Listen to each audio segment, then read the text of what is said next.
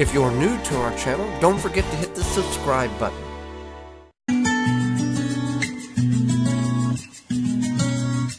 Now back to the Wisconsin Vegetable Garden Radio Show with your hosts, Joey and Holly Baird. We had a question come in. They want to know, can you grow eggplant in containers? You absolutely can grow eggplant in containers. It's actually beneficial to grow eggplants in containers because eggplants love a lot of heat in the roots. As long as you can keep moisture to it and put the heat to the roots, eggplants will do great. So you want a container that's about 10 or 12 inches deep, drainage holes obviously, as well as a minimum capacity of 5 gallons. So you could even do a 5-gallon bucket, preferably if you can get a black 5-gallon bucket or paint it black to absorb that heat, and drill some holes in the bottom portion of it to get the plants to drain properly. Eggplants will do phenomenal in container gardens.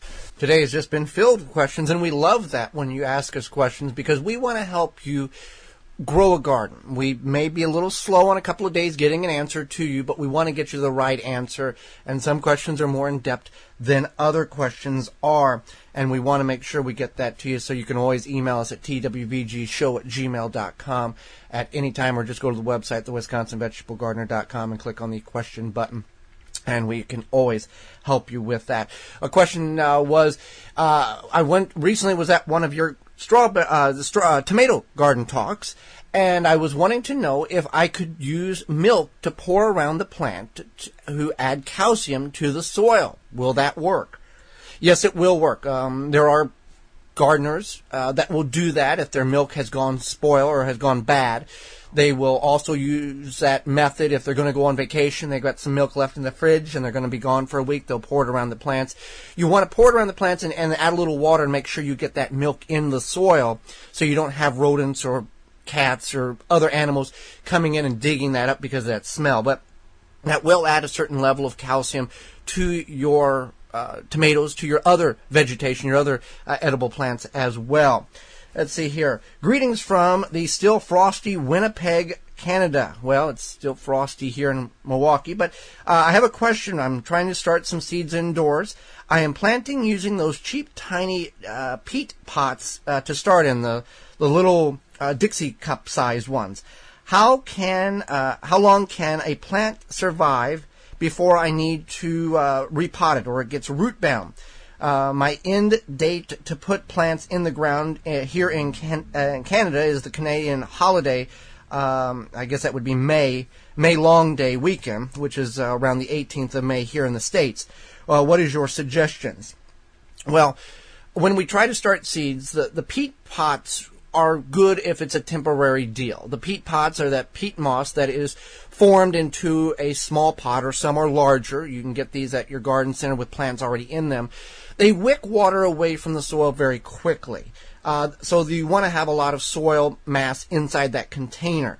I would recommend something that would be the size of a party cup, a 9 or 16 ounce, 9, 12, 16 ounce area.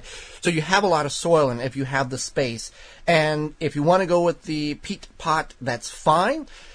When you plant the seed in the garden, you want to remove that peat pot, essentially remove the whole thing and plant that root ball in the soil, because the peat pot doesn't break down over the growing season as it is suggested it is supposed to. It can take a year or two, and you're restricting the roots. So you want to do a much larger container, or if you just want to do in root maker trays or party cups, just make sure you water adequately and don't overwater. Some people are watering, we get emails, some people are watering their tomatoes and their peppers and their eggplants daily, and that's far too much water. You want to water when the soil is dry or almost dry. You can kind of see that the soil pull away from the container itself. As it's drying away, it just naturally pulls away from the walls of the party cup, the cell that you planted in, and you want to catch it right before it does that. You just don't want to overwater it, because a lot of problems can persist when that occurs. What is the largest and juiciest carrot I can plant? Well, that is up for debate. This is from Jane. There's a list of great seeds from carrot seeds on migardener.com. They are being sold out. MI Gardener is restocking them as quickly as possible. But I don't have a specific one that I like more than others. If you've had a fresh carrot that you've pulled out of the garden, it is the most juiciest carrot you've ever had. You don't get that juicy level, that flavor level as you would at the grocery store. You can get it, mimic it slightly from the farmer's market, but it's not the same.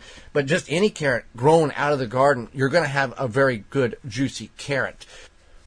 Thank you for checking out the Wisconsin Vegetable Gardener Radio Show. For more, go to the WisconsinVegetableGardener.com for full-length in-studio video and podcast replay of Season 1. Season 2 underway and added weekly. Tweet us at TWVG Show or hashtag TWVG to be part of the program.